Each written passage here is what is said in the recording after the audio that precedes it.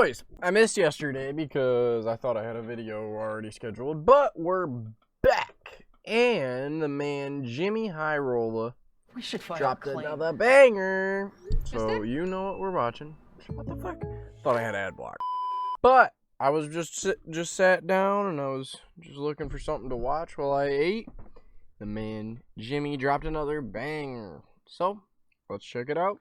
Get your foods ready and let's. As NBA fans, we always hear about who's going to win the MVP award. Talks of players leading the way in the MVP race, but rarely do we discuss players who have lost the MVP award. Times where a player was the clear frontrunner and then due to injury or a massive slump in their game, they completely fell out of the race. Last season, Joel Embiid was the MVP favorite for the first half of the season. And then he got injured, missed 3 weeks of the season, and his MVP case never recovered. He played just as well when he came back from his injury, and he would eventually finish second in MVP voting. But unfortunately, finishing in second place doesn't come with a shiny trophy.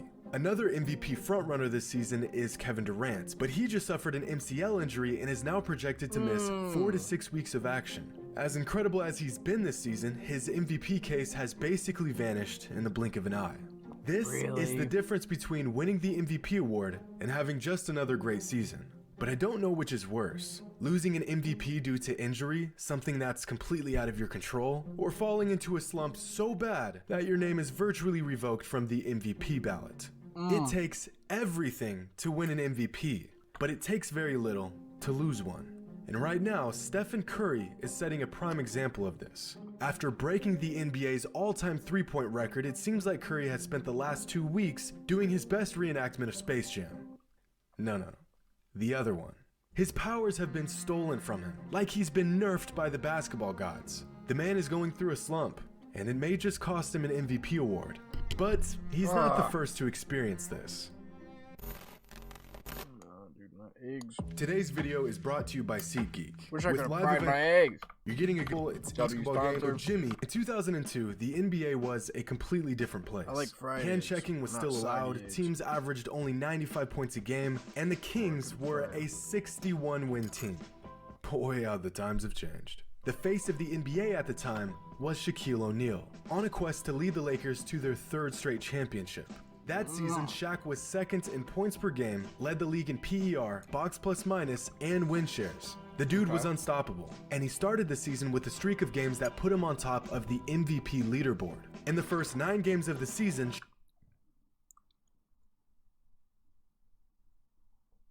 Shaq averaged 30 and 12 a game while leading the Lakers to a 9-1 record. He was even shooting 60% from the line, an excellent rate for the Diesel. The season just started and the MVP award was already his to lose.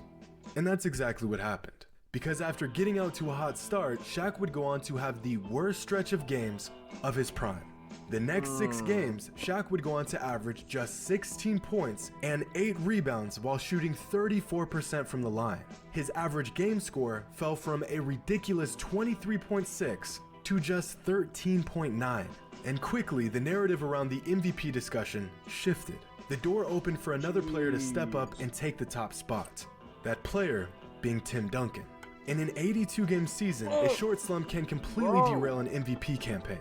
16 and 8 a game is nothing to laugh at, unless you're supposed to be the best player on the planet, in which case even the slightest blip in your dominance will have the masses turning against you. And this is the current situation Steph Curry is in. After starting the season on a mission leading the Warriors to a 27-7 record while averaging 28 points per game and setting a new all-time three-point record, it seemed like the MVP race was a race for second. Steph had once again won the hearts of fans around the globe and continued to raise the bar game after game. And then, in his 34th game of the season, Steph had his first truly bad game. 9 points on 12% shooting from the field. 1 for 10 from downtown. Wow. Steph finished the game with a game score of just 3.7. Easily the worst performance of, to that point, a historic season. But no worries, even the best players have bad days. Except in their very next game, Steph had another awful night on the court. 14 points, shooting just 6 for 34 from the field, and sinking just 1 of his 9 attempted threes. The Warriors lost by double digits, and Steph finished with a game score of -0.1. Statistically, his worst game in nearly a decade.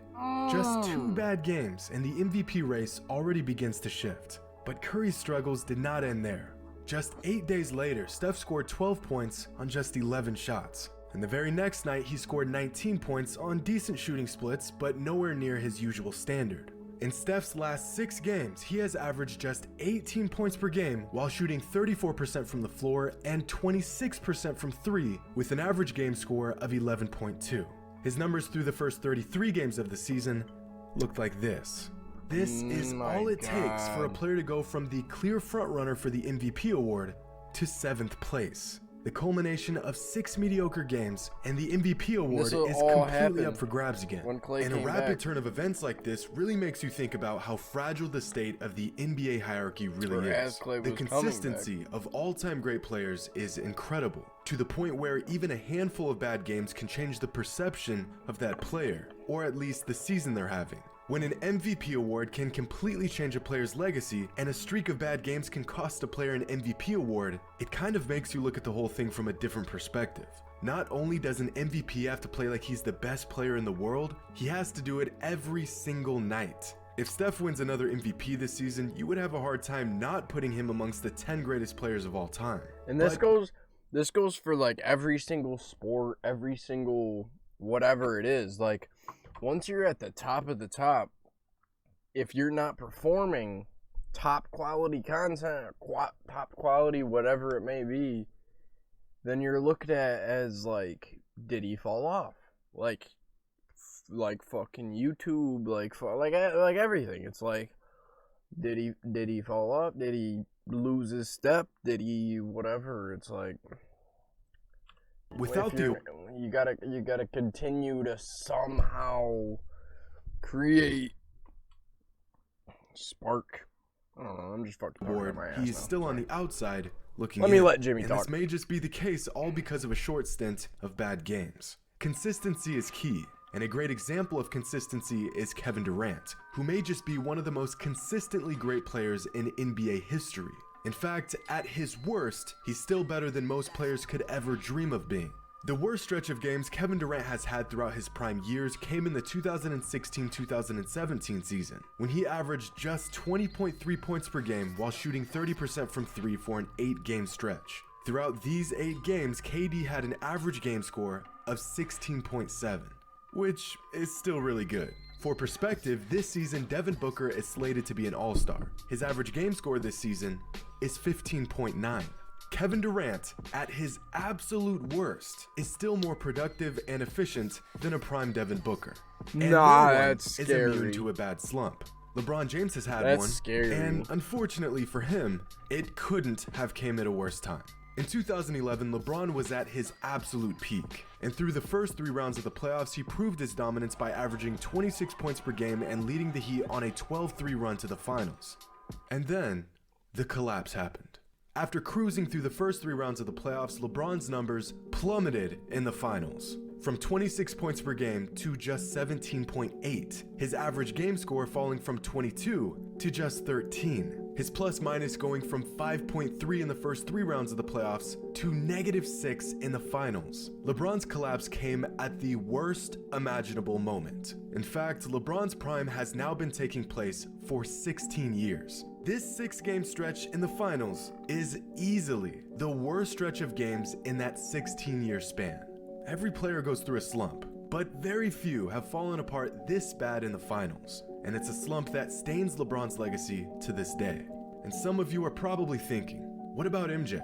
If everyone goes through these slumps, what's the worst one Jordan has ever experienced? Well, I searched. I scoured for the worst stretch of games of Michael Jordan's prime years in the NBA, and what I found was actually not that surprising. In his last season with the Bulls, at the ripe old age of 35, Michael Jordan had a 12-game stretch that ended up being the worst of his entire career up to that point. Throughout this stretch, MJ shot 45% from the field and shot just 13% from 3. And he still averaged 23, 6, and 4 a game while leading the Bulls to 10 wins and just 2 losses. His average game score throughout that stretch was 17. Which means that 2 months away from his second retirement, at 35 years old, in his worst stretch of games up to that point in his career, MJ was still better than most All-Stars are in their absolute prime. Like I said, not surprising. But hey, there may still be I don't know why I got my mouth open like that. And Allen It's Iverson Jordan. is proof of Let's be that. Back in 2001, right as Iverson was ascending the ranks of NBA greats, he hit a bit of a roadblock.